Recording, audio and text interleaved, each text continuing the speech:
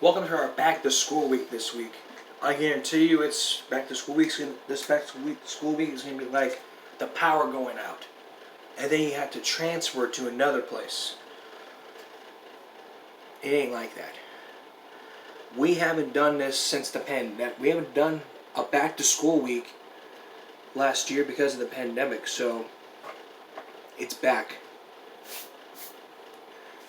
And what I really want to focus on for this back to school week are some things that I feel like that hasn't been talked about with parents and students, parents and kids, to be exact.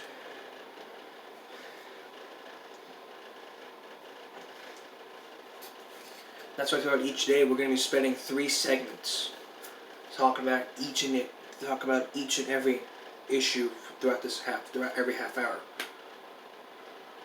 So the 3 things I want to focus on are dress code, the fights, the fighting, and basically the school lunch.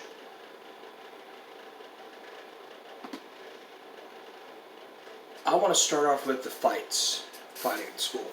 It is a really big issue here. I mean, I've talked about starting fights in school since 5 years ago, since 4 years ago, 5 to 4 years ago. The very first season, I focused on fighting in school. When I told you, fighting doesn't solve anything. What it really means is just if you start fighting, you're proving to that person that you're tougher than him.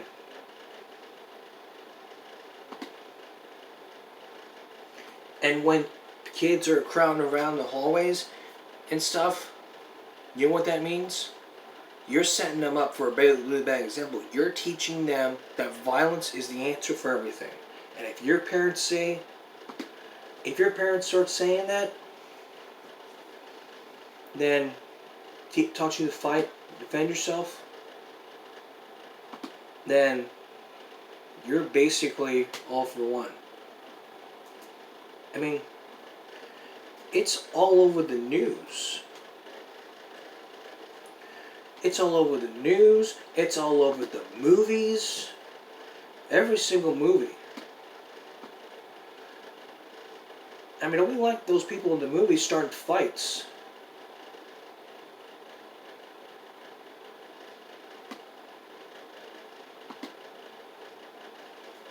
So what I basically have to say is if you have a problem, if your kid has a problem with the other kid, go talk to a grown-up. Don't be duking it out with your fists.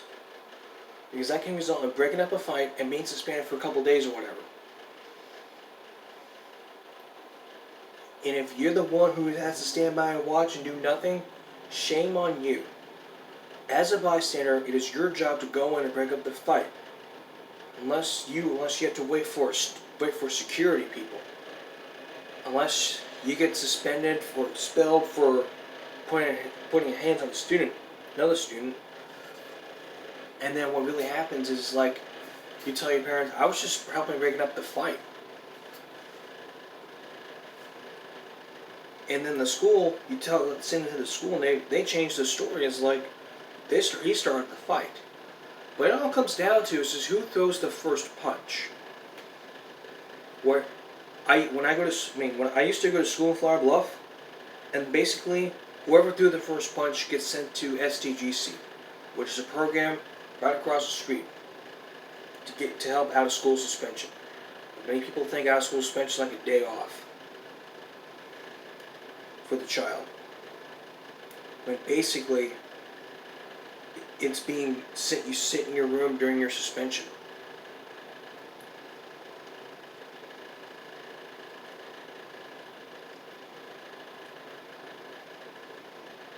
So the bottom line is, fighting in school, whether it's in the hallway, in the classroom, in the cafeteria, in PE, it's very inappropriate. If you want to throw them down, go throw them down somewhere where no one will see you. Not at your house. I recommend no fighting at all. You want to resolve your issues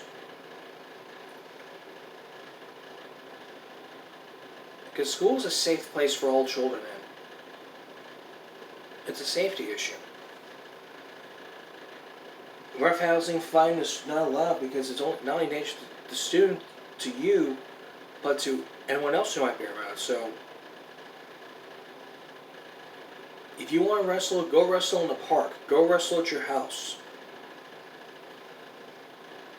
But don't be fighting. Fighting is bad. And if it's off school property, like something like this and that back then, it's like, there's nothing we can do, go file a police report.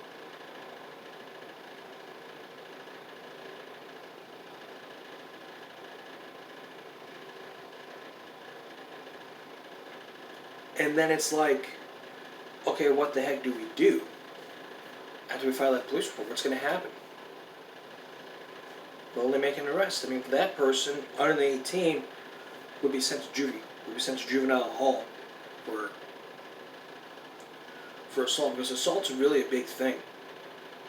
The parent could press charges on that child. And if the parent said, engage that child to fight the other child, then basically it's all for one. Social services come in, take them to foster care, and then those parents to take that parenting class to say, this is not how you would encourage your child. The fact of the matter is, we need to make sure that we don't fight ever again.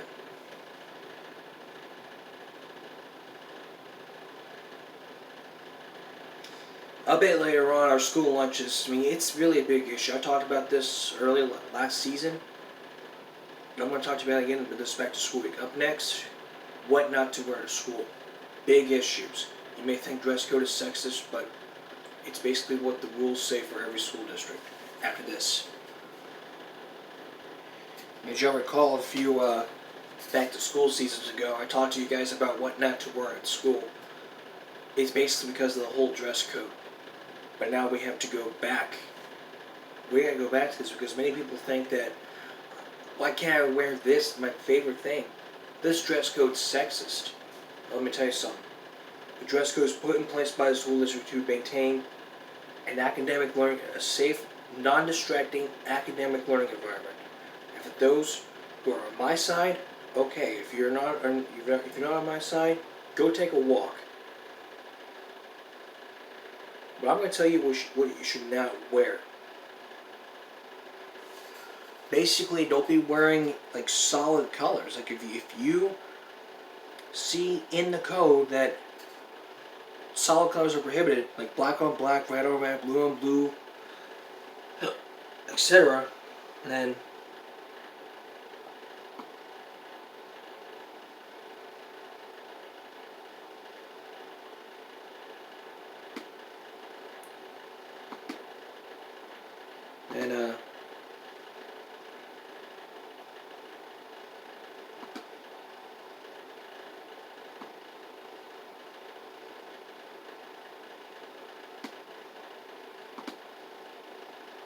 I basically would say don't be wearing this, don't be wearing Daisy Dukes, period.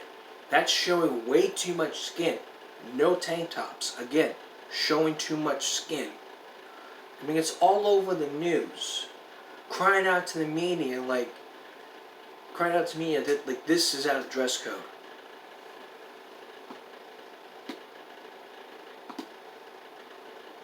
Like I said many times on the show, the dress code is put in place. All schools are very strict dress code because when you leave school, you're going to have to look your best when you go apply for jobs at colleges. And the rules of every school district is that the principal has to enforce the school district has to enforce the dress code that is set forth. Holy jeans, not allowed. Way too much skin.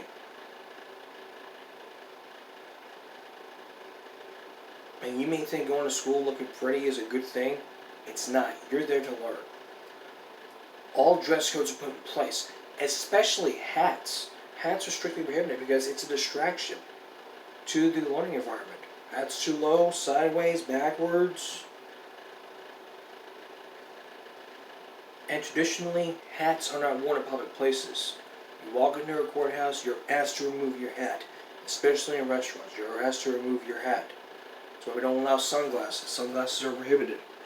So you can't see the eyes. Like we like to see our kids' eyes. You may be thinking, oh, why can't the rule be like you can wear a hat as long as it doesn't cover your face?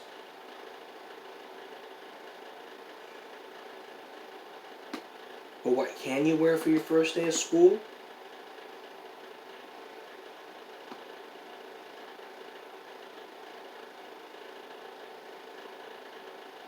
You can wear boots. Don't wear the hat. Good jacket. As long as it's in dress code. If it's not within the dress code, don't wear it.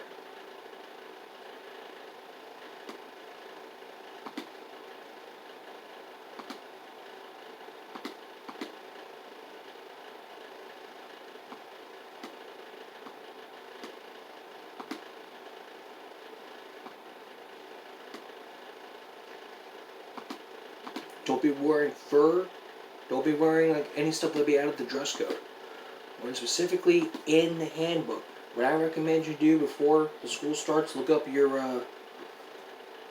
dress code from your school and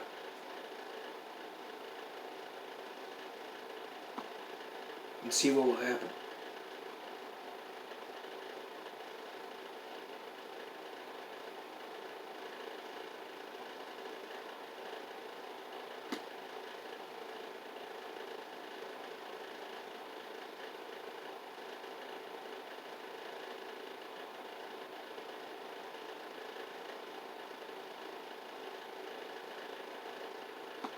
And basically, all the dress code is like the same, but basically,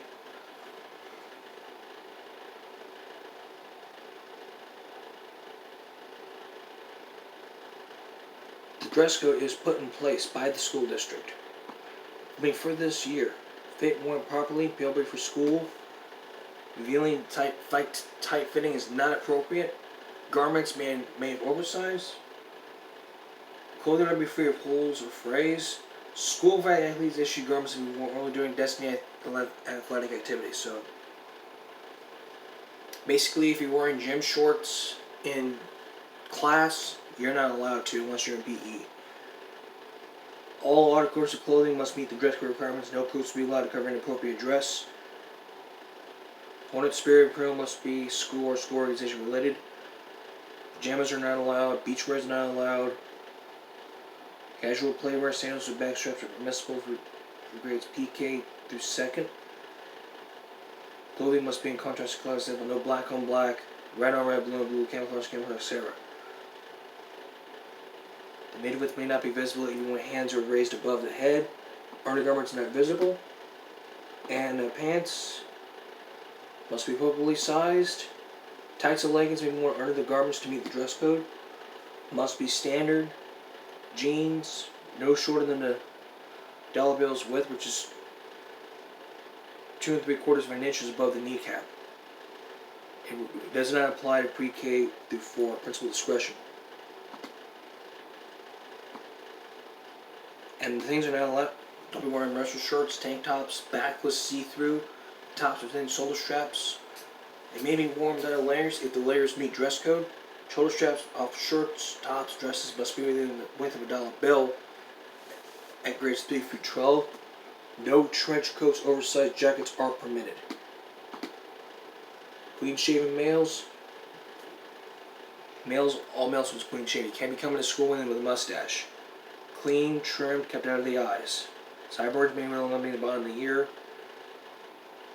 No arrangements that are distracting to the educational environment.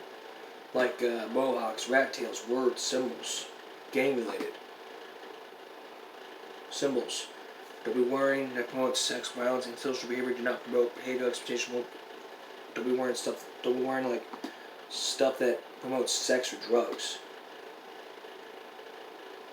Bandanas are prohibited. Jewelry on the teeth or mouth are not permitted. Hats may not be worn displayed anytime on campus during school day, unless you participate in a school-sponsored outdoor activity. Then the hats will be sized when worn sideways or backwards. No tattoos, but boys with big braids.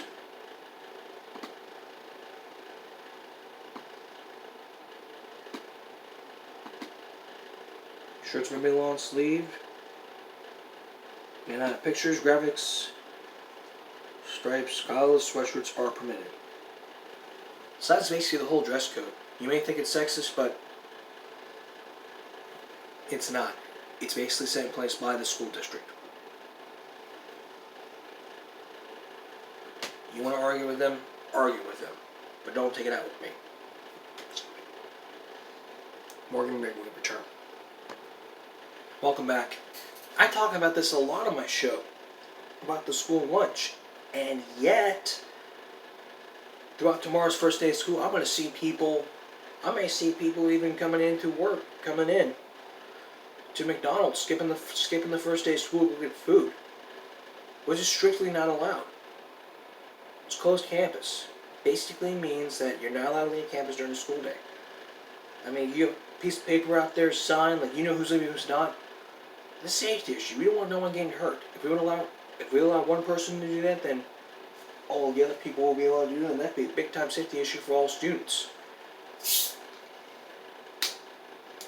To you, it may not be a big deal, but to others, it is a big deal.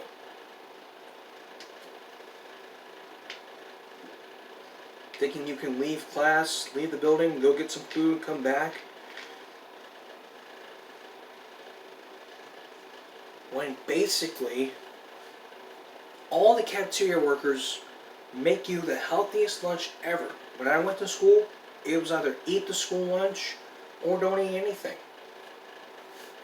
It was the same crap every week. I got used to it.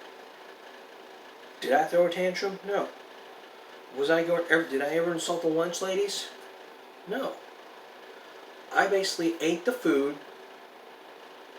I had a good lunch. Ate the breakfast, ate the lunch. Ate the breakfast, ate the lunch, and got on with my day. That was it. And for those who think that the lunch food is disgusting, those of you kids out there that say lunch food is disgusting, that is very insulting to the lunch ladies out there that make a lot of money. Yeah, they make a lot of money serving you and me nutritious meals. Healthy, nutritious meals.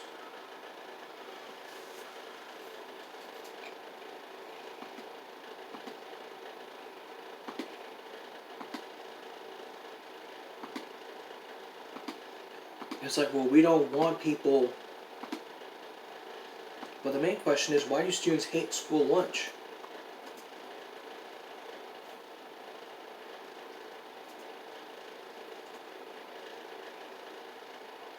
Well, according to the article in the New York Times, back in 2015, 30 million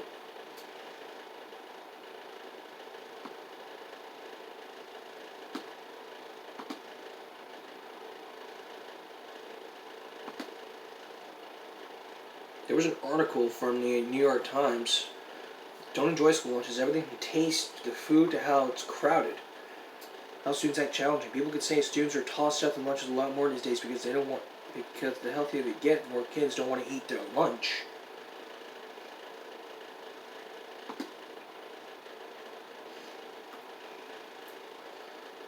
You may think the lunch food is disgusting, tastes like cat food.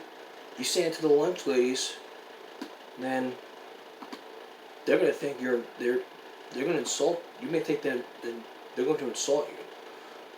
Another reason, two reasons, is like quality Medicores and ordinance. That's the two reasons.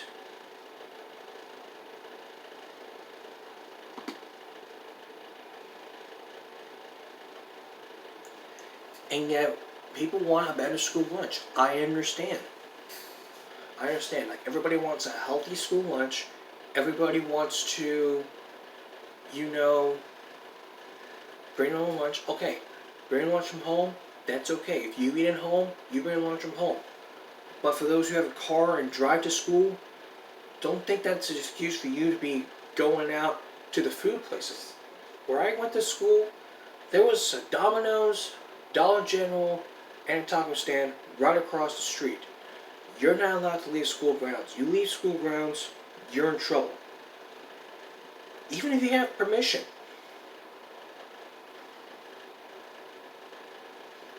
Even if you have permission, that doesn't make it right. You still could get in an accident.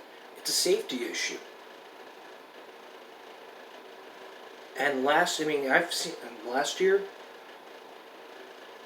year, parents were not allowed to, visitors were not allowed. I mean, go in and sit with your kids. I don't think it might, I think it may be happening, but it could, but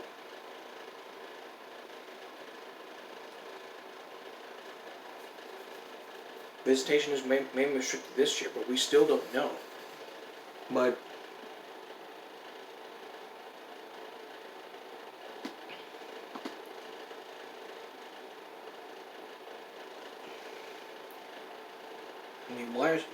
people may think that school lunch is unhealthy. It creates meals that are far from fresh and sadly unappealing. The new federal administration is scaling back the updated meal nutrition requirements, which lead to less nutritious foods in many schools. That would mean calories, like protein, like carbohydrates.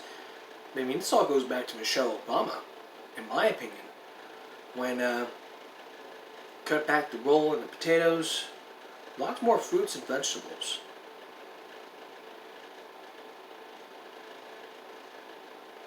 $8.50 for high schoolers.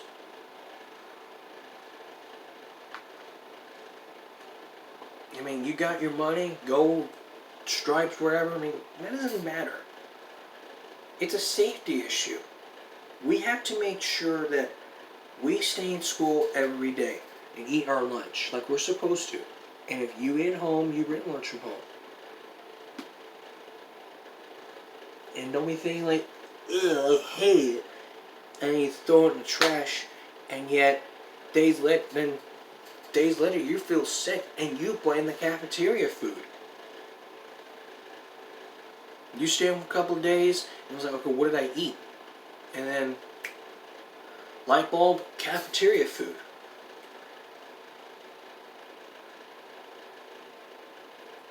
So if you eat at home, you bring lunch from home. Don't be leaving school to go get food. It's a safety issue. You may be sitting there saying, oh, I was going to go get food.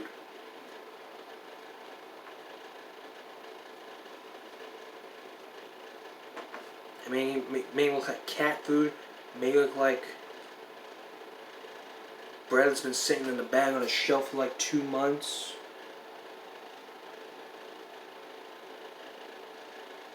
The school lunch is healthy. We're trying to cut down on obesity. Soda machines were banned. Snacks are probably still there.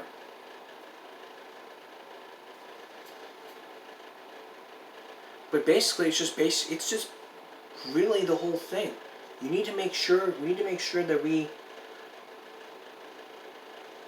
get the nutritious meals that we get, and not skip school, and not leave class to go get some food.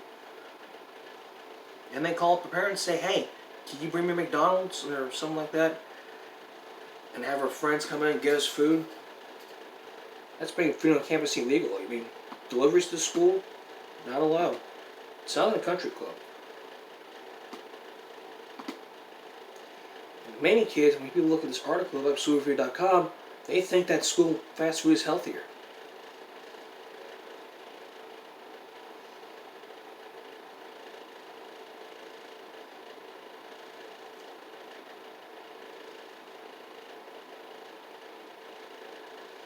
Changes people have to make is just basically, do you eat at home, bring a lunchbox? That's simple. Back in a moment. Wednesday, our Back to School Week continues with another issue. With three issues. Truancy,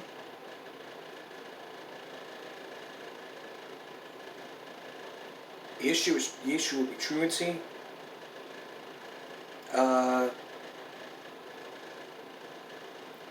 Extracurricular activities, why they're a privilege and not a right, and riding the school bus every day, just from your house to school, pistol to your house. Why is it a privilege and not a right? That's Wednesday. I'll see you then. Good night.